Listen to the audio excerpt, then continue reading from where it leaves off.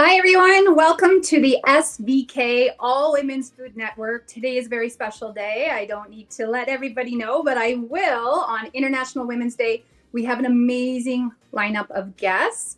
My name is Melanie Campbell. I am the Western Regional Manager for Women in Enterprise at TD Bank, and my co-host with me today, I'll let her introduce herself. I'm Liana Robberecht, Corporate Executive Chef for Trico Living Well. I am so excited. We got to sort of meet our four guests today before we went live and learn a little bit about them. So we'll bring them up and we'll allow each of them to introduce themselves to the show, and we're going to have a lot of fun. I believe we have a little extra time as today is a special day. So exciting. Hi, ladies. Hi. Hi, everyone. Welcome to the show, everyone. Arlene, I'll let you start by introducing yourself. Great. Again, thanks, ladies, for having me on the show today. It's a real pleasure. It's actually a holiday for me, so it's a really nice way to end my day. My name is Arlene Stein. I run an organization called Terroir Hospitality, and the primary activity of our organization is to throw a hospitality conference that's been going on in Canada for the last 17 years. And we had the pleasure of bringing that live in Calgary last year in 2022. We're going to do it again this year in 2023. We just set our dates. We've got a new theme this year, transformation, transforming our industry from what was sort of a miserable couple of years and continues to be a bit of a struggle, but still lots of champions and a lot of good celebrating going on in our industry. So really delighted. October 1st in Calgary, we're doing that this year. So exciting. Well, good afternoon, everyone. My name is Rossana Caira, and thank you to SVK for hosting this today and for including me in this great panel of women leaders. In my role, I wear two hats, actually. I'm the editor and publisher of Food Service and Hospitality Magazine and Hotelier Magazine, which are two business magazines under the Kostuch Media portfolio. And I'm also co-owner of the company. And then with my other hat, I am the co-founder of the Women in Tourism and Hospitality organization that also hosts an annual summit for women leaders in the hospitality industry every year. We've been doing that for about 7 years. And I won't tell you how long I've been at Kostuch because then I would really date myself. It's a long time. So I'm really honored to be here today. I'm Eli Cami. I am very honored to be in this room with all of you today. I am a chef and a professor, and I also work in operations and project management, where I go and tell people to eat good food and attend our events in the industry because they're just amazing. And I look forward to continuing this discussion with you today. Very cool. Hi, everybody, and thanks very much for having me today on here. I'm Linda Garson. I'm editor-in-chief and publisher of Culinaire Magazine, which is a food and beverage magazine for Alberta. And I'm also the creator of Vine Dine, which are public food and wine pairing dinners that I've been running maybe 10 to 15 a month since 2005 until the pandemic. And now we're down to 6 or 7 because we need the restaurants to be able to staff up fully and be able to take big groups. And I also made a 24-part TV series during the pandemic, which is called Mixology Masters, where I was a judge on that for all 24 episodes. It's very much like Top Chef, but no chefs and no food. It's mixologists and cocktails. We were finding the mixology master, and it's out now. It's been out for about 10 days. Finally, you Very can exciting. see it on Tubi for free. That's so cool. That's so amazing. Well, welcome, everybody. We're so happy and thrilled that you can all join us today. And how about we start with a quick round robin and keeping in consideration, because there's so much of us, about keeping some time, brief answers, so we can give everyone enough time to talk. First question B, drum roll. Do you remember the moment when you decided your career path? Dun, dun, dun. And how many paths did it take to get you to where you are now? Was it something you always wanted to do? What do you think about that? And Rossana, we'll start with you. Okay, great. Well, growing up, in a different era, I think there weren't that many jobs that were kind of visible to a lot of women. So I know in my group, a lot of kids during that those days the girls wanted to be teachers. And for a long time, I thought that's what I wanted to do as well.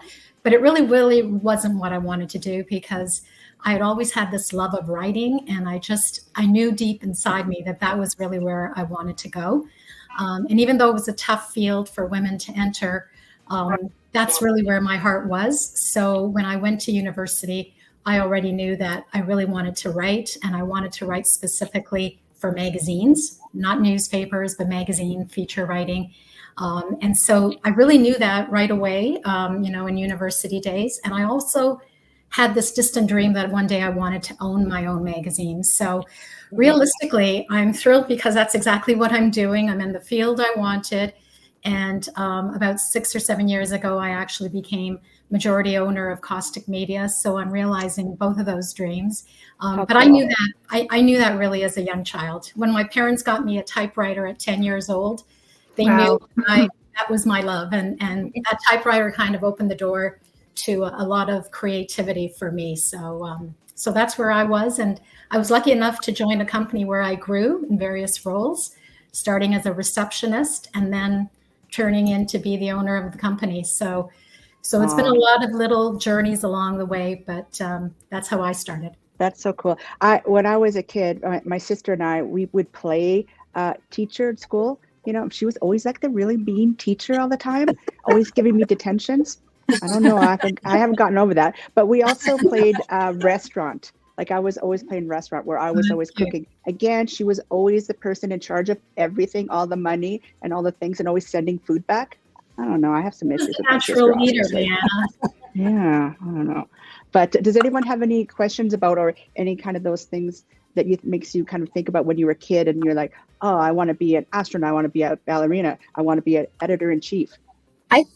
I understand having like a physical thing that inspires you, but when do you actually realize? Because as you were speaking, Rossana, I was thinking about my career path and how I got into the food industry.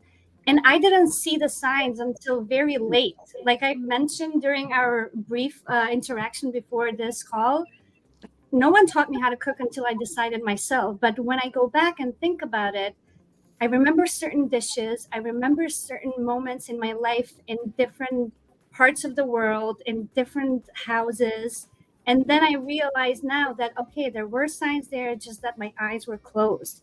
So besides that, when do you actually know that, yes, this is where I'm headed?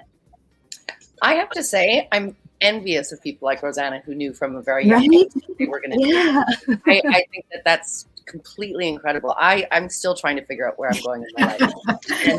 And the truth is I wouldn't want it any other way, because it's an evolution. And, my career path has been kind of linear. I mean, I started in hospitality, started in restaurants, went into catering, did events, did programming. But it all was a journey that I was kind of like more of a passenger. I wasn't the captain of the ship, It was kind of things found me and then I found them. And so, but I've loved it, and I've loved every little bit of that journey. And I think I wouldn't want it any other way. Arlene, I was just going to ask to sort of piggyback off of that before Linda kind of shares. You said you sort of, it sounds to me like you fell into what you're passionate about, but any great leader that I've ever met in their industry, they all say the same thing, that they didn't set out to be in a leadership role or be seen as a leader. But I find that when someone's truly passionate about what they do, that does come natural and they excel in it. So for yourself, I mean, you put an amazing event on in Calgary that I was able to attend at Terroir, but you really took on a leadership role from the back. Like you weren't at the face of everything, sort of taking credit for everything. You humbly and modestly sort of orchestrated such an amazing event. And to me, you're a natural leader, but now that you're in that seat, what are you most proud of? For me, building Terroir was about two things. It was about building community and being able to share with my colleagues and really bring together a group of passionate people that were in this industry. But the foundation of it was really about building credibility. And so, we, 30 years ago when we were in this business, it was a pretty crummy business. And there wasn't a lot of people that were passionate about being in it. And it was a stop through. You were a musician, an artist, an actor, a writer, you were going to do something else. And it wasn't going to be your forever job. And that disappointed me, because I knew that I liked it enough that I wanted it to be my forever job. And I just needed to figure out a way to get there. And I wanted to put together a forum that brought people together that could take pride of place, pride of job, and really wanted to seek different opportunities in the industry. So, I mean, that's what it was about. I love it. Linda, what about you? I know Liana had a loaded question. And so cool. I'm really excited because you talked about your shows, but what are you most proud of? Me? Yeah. I'm most proud of coming to Canada on my own. Oh, wow. Okay. Not knowing anybody in the country, making all my own decisions, living life on my terms, and succeeding at it. I think. In a good way. Yeah, absolutely. Like ethically and authentically. Yeah. That's very different. It's surprising. I mean, I've had sort of two careers, two paths, I suppose. I had a marketing company with my partner in Manchester for 22 years. And we had amazing clients, like Rickenbacker, who invented the electric guitar, from Santa Ana in California. So we were always over there a lot. And it was such fun for 16 years to be in the music business, on the periphery of it. And when they changed the way they operated in Europe, I've always been a foodie. I've always been a wine girl. But what's the most fun you can have if it's not the music industry? From my respect, it was the food and wine business, and I'm living my passion. It was always there, but I was always a marketing company. Here, I can live that passion and do all the time. So that's so awesome. I want to talk to you all day, Linda. You need to go to her house for a gin tasting. I'm going to email you very soon. Absolutely. Yes. Yeah, I probably have 19 open bottles of gin in my fridge as well, if you like gin. And about the same of scotch. I've got about 8 on my table here that I was reviewing last night. It's getting better. Yes, so good. Yeah, that's how I was introduced to gin. It was Linda. My house. Yeah. You're all welcome. And I've never been the same. It's so weird. I mean, I can remember, we're talking 30, 40 years ago, saying to my partner, he was a professional photographer, and we had the marketing company. And I can remember being on holidays, reading the Daily Telegraph and reading the restaurant reviews and saying, wouldn't it be amazing if, I want to write for them. I want to have dinner parties and I want to invite people round and write about that. And you could take the photos and we could pitch this to newspapers and magazines. And I never dreamt in my wildest dream, I didn't need to pitch it. I actually have a magazine. I can do it myself, which is so crazy, I want to just talk about that for just 1 second, because what you just said takes a lot of courage and a lot of confidence, and you did it. This morning, when I was talking to the students, they were talking about breaking those kind of barriers that you broke. I was talking about I made an example of myself some years ago. I used to be that girl on the sideline crying like, oh, how come no one's inviting me to any of those collaborative dinners, right? And I was pretty sad about it. And then one day I was like, oh, spoiler alert, I can just create my own. Yes. Make my own party. I invite my own friends. Yeah, for sure. You can also go to those parties, because I get the same thing from my students, and they're a little shy. And I was never a shy student at any age.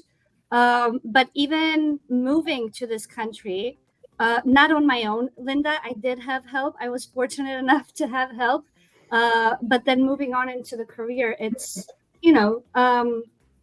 doing things yourself alone, it's kind of a myth, because you always get help from other people, especially in our industry.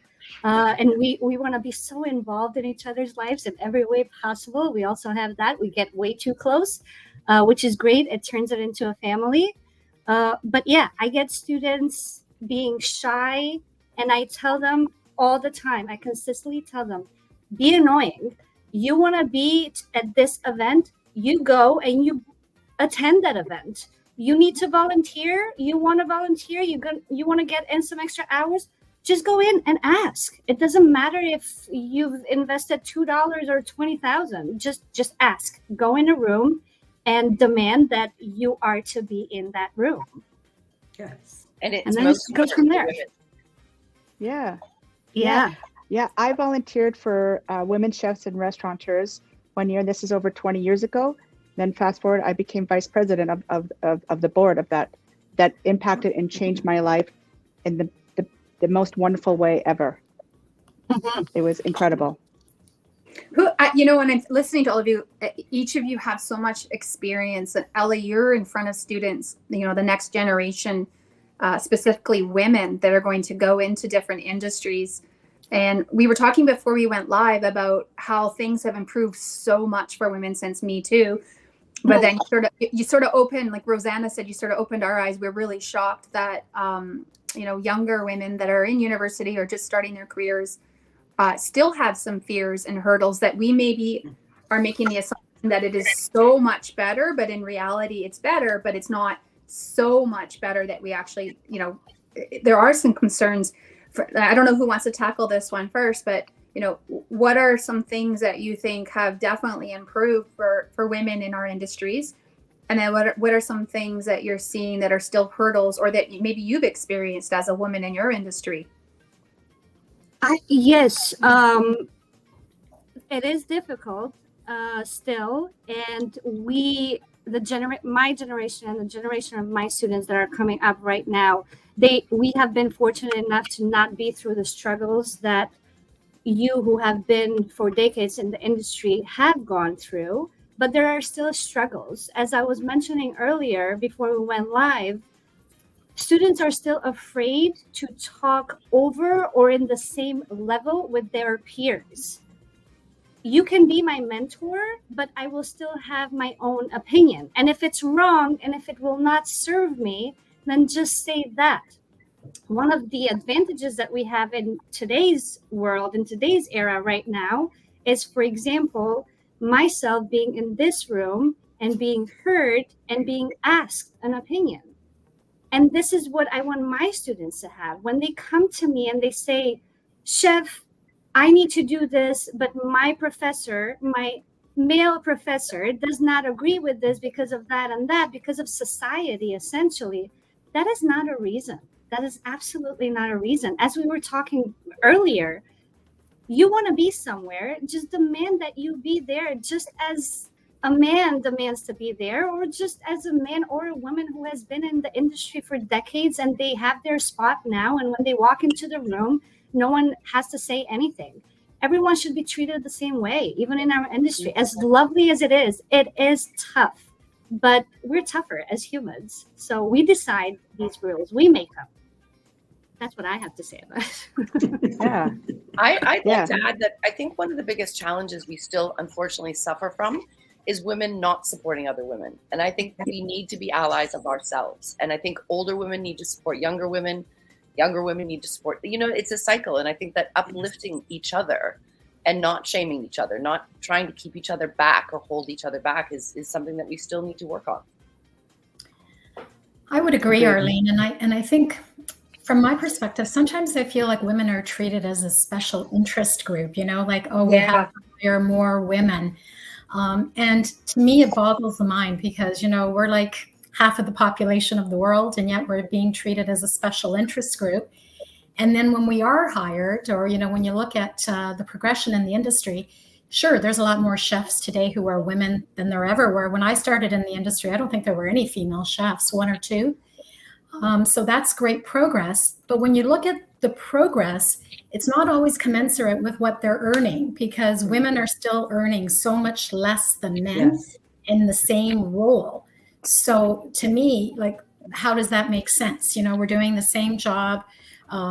We're carrying the same load of responsibilities, yet we're being paid less. So I think it's time for everybody to stop looking at us as a special interest group and say, oh, we need to hire more, and just do it and treat women equally to their male counterparts, with the role and the responsibilities, but also where it matters with what they're paying, right?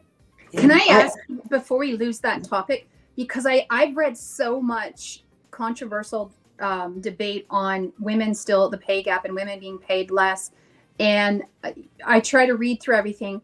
But I also, in the leadership roles that I've had in the past, one thing that I've noticed is that when the men on the team that I have served apply for a role, they have very high expectation on the salary and they ask for it. Yeah. The women that I coach, when they're applying for a role, they're almost ready to prepare to accept the minimum salary just to get that job. So some of it is coaching the women that I've worked with, and I'm not saying all women are like that, but the ones that are ready to accept a role for whatever salary is offered to them. I'm wondering, I know you've done some research, being in your industry.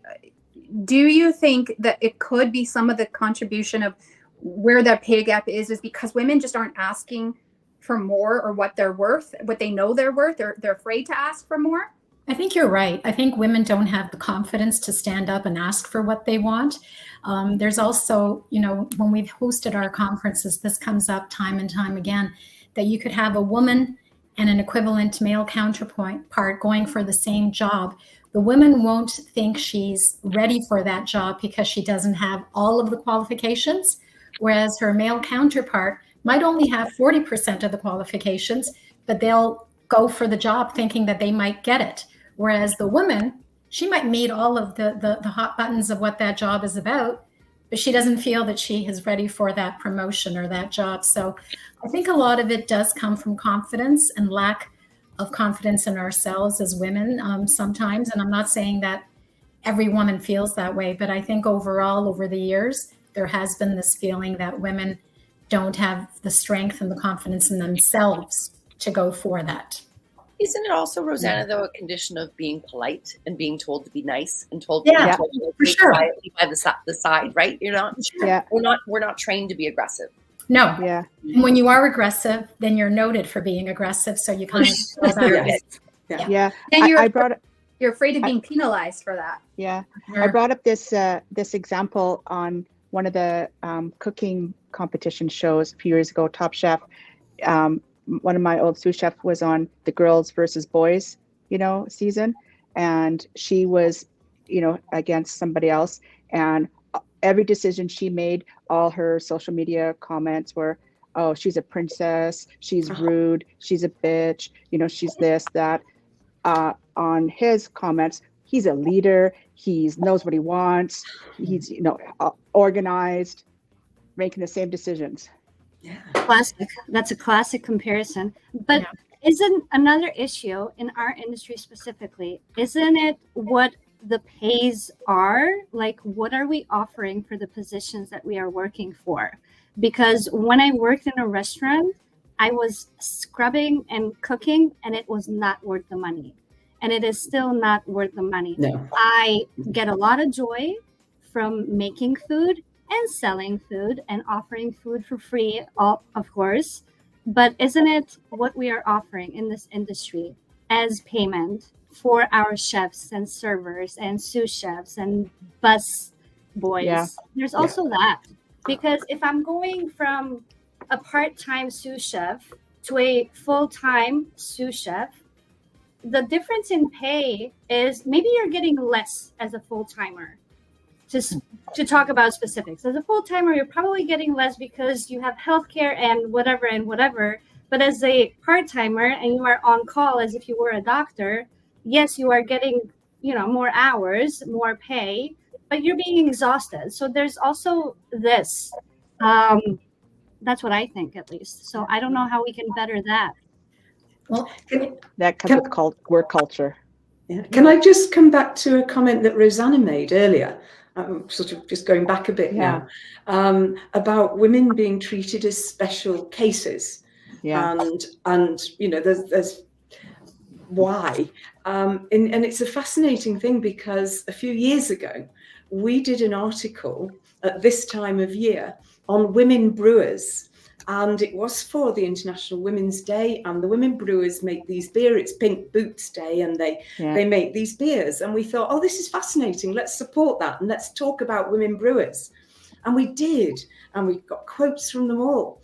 And then we got such backlash the backlash was from the women brewers who said, no, we don't want to be singled out as women brewers. We want to be written about as good brewers, whether we're women or not. We are good brewers. And I thought, I learned so much from that we thought we were doing the right thing, and we weren't at all. And it was a shock at the time.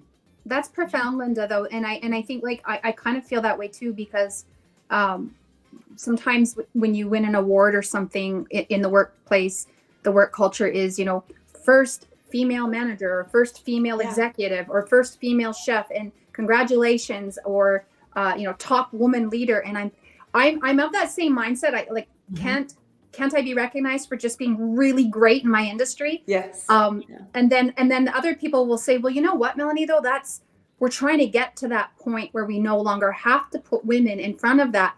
So that's kind of a debatable topic right there in itself, because, it's like mom, what's that new term everybody's using? A mom entrepreneur.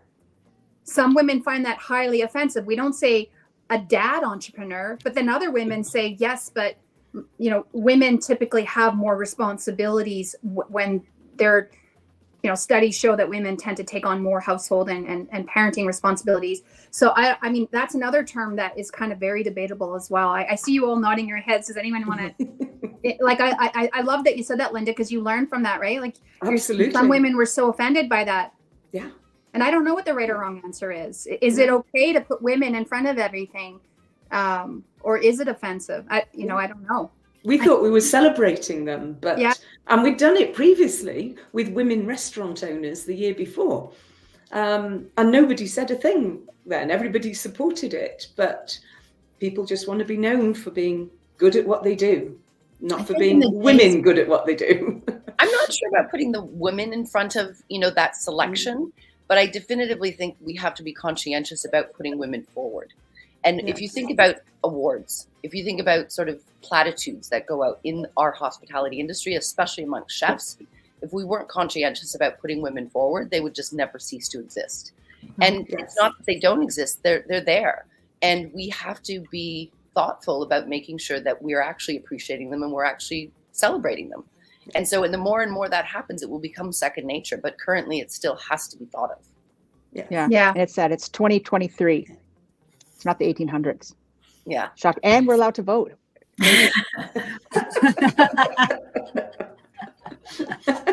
If we were in the States, we wouldn't have control over our own bodies. Yeah. That's right. Yeah. Mind blowing. There's also that. Yeah. That's right. That's scary. Wow. So I was just on that note. I saw Rossana, you're nodding your head. We did talk a little bit about, how things have changed for women. And I'm sure you've done a lot of interesting sort of interviews and you've met a lot of interesting people in your life, in your career. Sort of where have you felt that you've had the most growth? Because I'm sure you can draw from so many different experiences.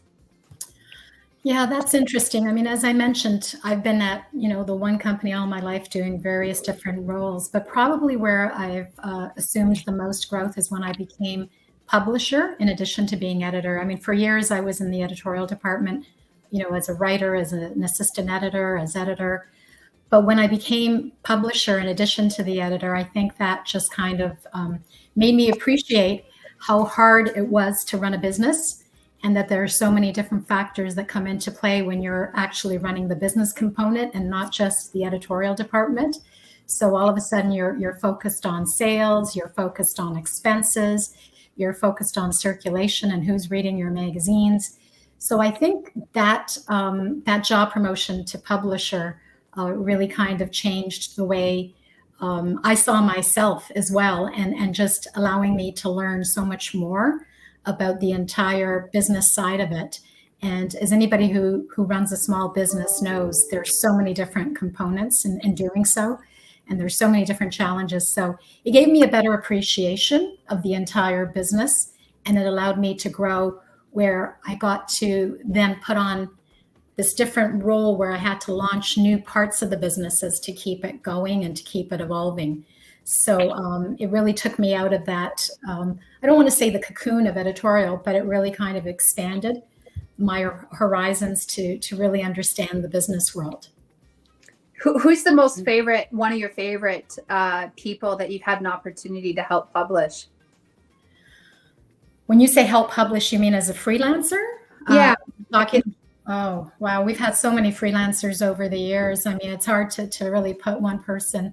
But we did start careers of many writers and photographers. I mean, we have a photographer named Margaret Mulligan who's gone on to do really, really wonderful work. And we gave her first start doing cover photography for our magazine. So she always, you know, when she reaches out, she always says, oh, you gave me my first big break. So we've done a lot of that. And we've also catapulted a lot of women in the editorial department who came in as a staff writer and then went on to do really, really wonderful work. Rebecca Harris, who for years led Marketing Magazine. She started off as one of my, writers in the beginning and not in freelance, but in the department. We've had so many women along the road that have really got their first start at our magazine. It'd be hard to single out each one, but it's very gratifying when you see photographers and writers who have gone on to really great things that you opened a little bit of the door to. So that makes you feel very good. Wow. We have about, hard to believe, we only have about 10 minutes left in this incredible hour here. Do you think that we could wrap up and talk about role models and people, mentors that have influenced your careers, and maybe just end with a little piece of advice for our viewers? And Arlene, we can start with you and go around. We got this question in advance, and I actually it was the one that stumped me the most. What? Because it's there's so many.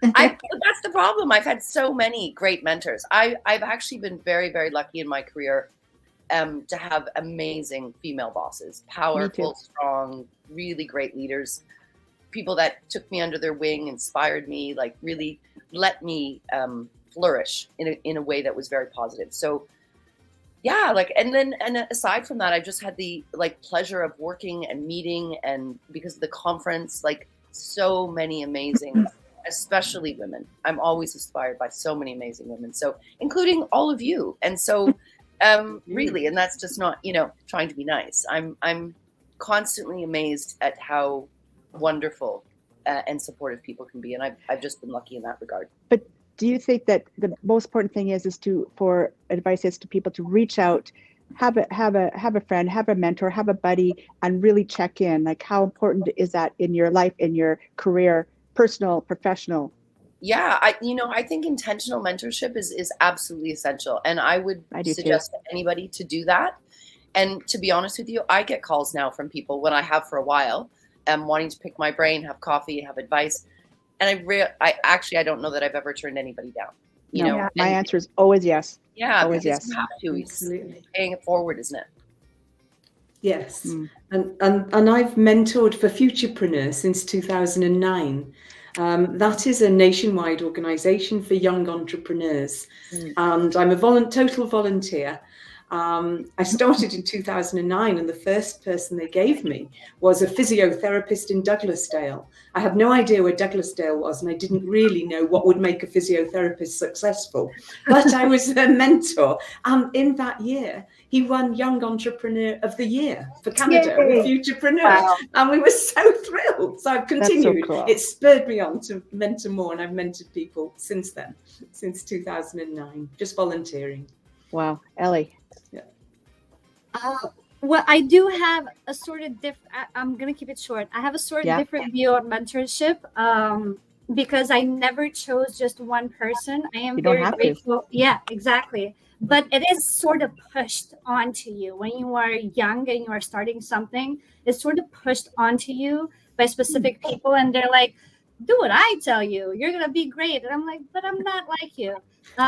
So to what Arlene said, I'm inspired by all of you in this room, and I'm inspired by people in general in my life as I go through this path.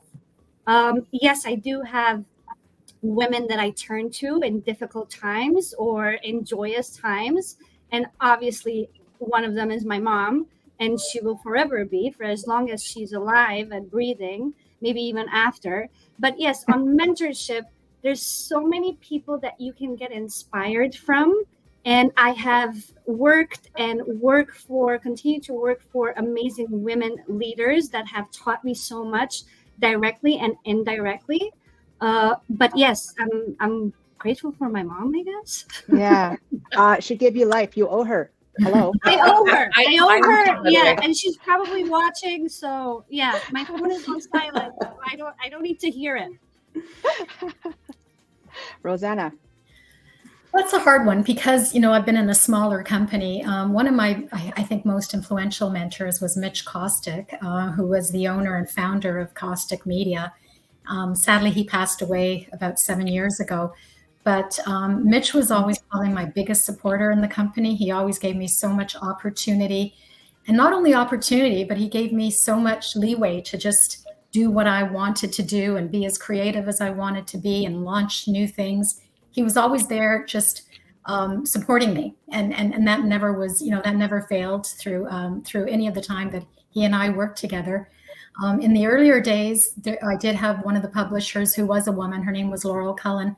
And she was very supportive of me as well. And she was a very dynamic personality. And if you ever met her, you can never forget her.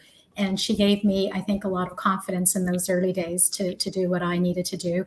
So those two would probably be my most important. And I really believe in mentorship, as Arlene said, in terms of formalized mentorship as well. And I've been part of the George Brown mentorship program for several years now. And I've mentored, a few people in that program. I actually ended up hiring one of those mentees over time, and she became part of my team. So that was wonderful, and it really gave me a different appreciation of the whole mentorship role. So I think everybody should have mentorship as part of their business profile, because I think it's not only what you can give the mentee. I think it's what the mentee can also give you. Yeah, agreed. Absolutely. So I think that's really important. And also, I really feel, and I said this today at SAID on the panel, I really believe they should teach a class on empowerment. Yeah, we should start it. We should start it here on SVK. Let's do it. Okay, let's do it. Okay, we have literally 2 minutes. Mel, wrap it up. Take it home. We didn't get a chance to hear from Linda really quickly. Ooh. In terms of, sorry, I was talking about being a mentor. Okay. I stumbled along on my own. That's really, okay. sort of. The irony of all of this is some of the best mentors in my life have actually all been men. And I think that it's important to note that, because we actually need more male mentors mentoring women. And I've read a lot of studies about, as a result of the Me Too campaign, a lot of men have actually, the studies that have indicated from Lean In organization and McKinsey put out a report that men are more reluctant now to actually take charge of mentoring women. And what the studies show is 70% of men want to mentor and advocate for women, but they want the woman to actually come to them and say, will you be my mentor? Versus men approaching the woman and saying, I'd like to mentor you. So I think it's important to note that as women, especially the younger generation, that not all men, but a lot of studies are showing that as a result of Me Too, some men are afraid to initiate mentoring women. So we have to be aware of that as women. I want to thank all of you for being on today's show. It's an incredible opportunity to listen to each of your experiences.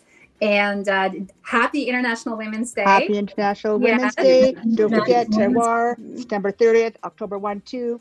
Check it out. Look it up. And if any of you know an amazing woman in the food industry, whether she's a woman-led business or she is a female entrepreneur in this industry, let us know, because we're looking for our next guest for next month's show. Thank you, everyone.